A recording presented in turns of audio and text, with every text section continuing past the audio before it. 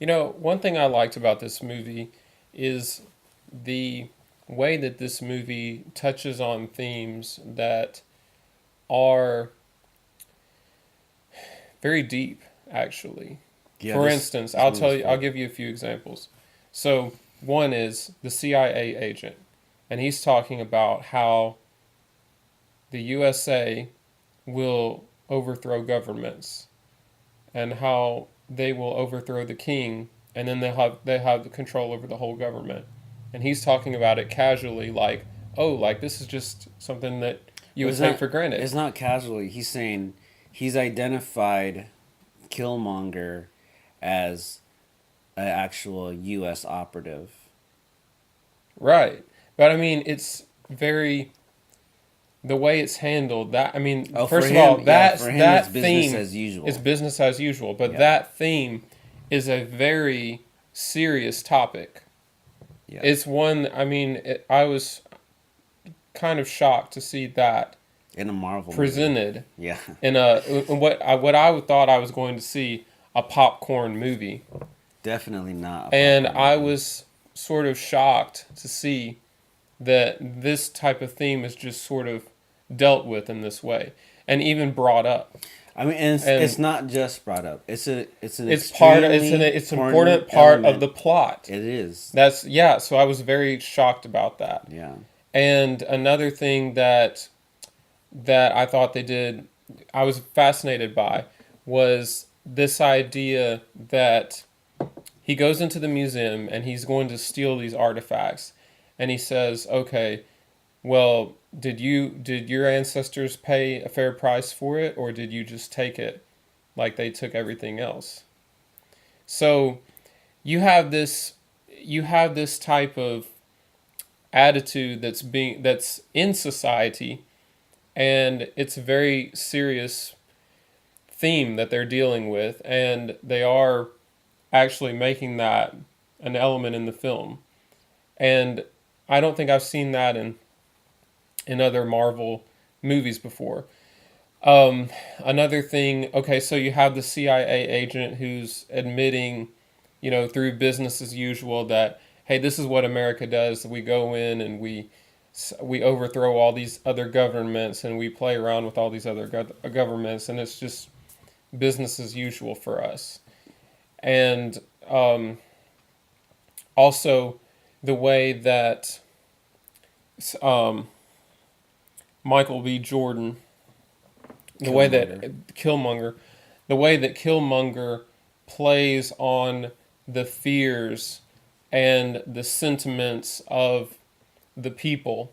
He uses race as a way to do that. He says there's our brothers and sisters all over the world are suffering, they're being oppressed, and we have the power to make a better life for them. And that is something that's very he's obviously doing it for his own purposes, but he's playing on the fears and concerns of all of his people, all of this people, Yeah. to do something wicked and to do something for his benefit, to seize power for himself. Well, he definitely wants to seize power for himself, but But he institutes that. Like I think he really believes in what he's saying. you think so? Yeah. I don't think he's just saying that. I think he grew up in a certain way and he feels like the world is cruel. It's been cruel to me. It took my father away. It left me in poverty. And I've killed for this country, right? Yeah. And my whole heritage has suffered for this country. I think he believes everything he says. I don't think anything he says he's doing it for the sake of just for attaining power. I think he's a man on a mission, fueled by all these thoughts that you hear him saying. Okay. Because that's why at the very end of the movie he's like, "No, I won't. I won't yield." Right. Because he believes what he's saying. Yeah. So, what the director of this movie is, his name is Ryan Coogler, and he also directed Creed. this is the drama. Like you see behind us here, these are just some of the characters within the movie. The movie is filled with all kinds of different characters. And you would think just these characters here would be a lot of people to juggle, but the director is able to thread and weave the plot of the movie of T'Challa and the plot of Killmonger, played by Michael B. Jordan, and still have all these other elements with the sister, with the CIA agent, with the what's his name?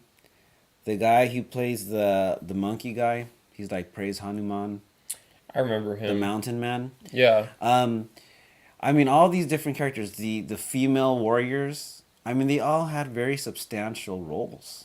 they did. Yeah, but this director was able to thread and weave a narrative that not only you felt satisfied with the arcs of all these different characters, like the love interest, like the sister, like the CIA agent, right? But not only were you satisfied with all those B and C plot lines, because they all fit into the overall main arc of the story, which was two points of view. T'Challa, who is trying to figure out, is tradition on its own my way, or do I need to incorporate something new and different? Versus Killmonger, his point of view is it's conquer or be conquered, Right. right? And the director is able to do this beautifully. And one of the things that, like, there's so many layers here. So on the one layer, you have Michael B. Jordan's character of Killmonger kind of representing kind of a modern day sentiment of urban black culture. Right. And he's sort of saying, like, very much like in line if you ever hear Black Lives Matter kind of Right. rhetoric, or just a lot of the very upset rhetoric that that you hear from different people. Michael B. Jordan's character, in a way, encapsulates a lot of these, right? Right. But not just that. He also encapsulates this sort of idea of American imperialism. Right. And he's very much okay with the way America does business. Sure. Yeah. And he's like, well, that's the way that works. And if that's the way that works, then I'm going to use that way to help my people, right? Right. And T'Challa, on the other hand, is like, wait a minute, wait a minute, wait a minute. Because he's very much steeped in the traditions of his culture, Right. right? And there's this sort of weird back and forth between T'Challa and between Killmonger, where T'Challa's kind of saying, like, they're not my people, right? The rest of the world aren't my people. Right. And Killmonger confronts him on that point. And he's like, aren't all people from Africa originally? But you know what? Killmonger said that he even killed his own brothers and sisters to get where he was. Yeah. Because he was a man, the means justified the end. Right. Or the end justified the means. Yeah, the end justified the means. But T'Challa, on the other hand, his problem is he's a good man. Right. And the means and the end they have to match up. Right. Like, you can't get somewhere in a poor way. That's not good enough. And this is what we were talking about earlier, like the problem of a good man becoming king, because a good man is going to definitely make sure that his steps are careful, Right. Yeah. Which So- is very, very starkly different than the CIA agent and the Killmonger character. Right. You see that there's a big difference between the Black Panther and the CIA agent and Killmonger in his code of how he operates and what he does. So for instance, his dilemma when he has a challenge is, do I kill this person, or do I refuse the challenge, and or do I accept the challenge and risk losing my kingdom and then possibly having to kill this person, or do I refuse the challenge and be seen as a coward in the eyes of my people, my kingdom? Well, T'Challa can't refuse a legitimate challenge. Right. But see, so this was T'Challa. T'Challa could have very easily dealt with the problem of Killmonger. And what he could have done is he could have lied. He could have said, I don't know who this guy It is. would have been very easy for him to do, but Yeah, that was against his ethics code. because he's a good man.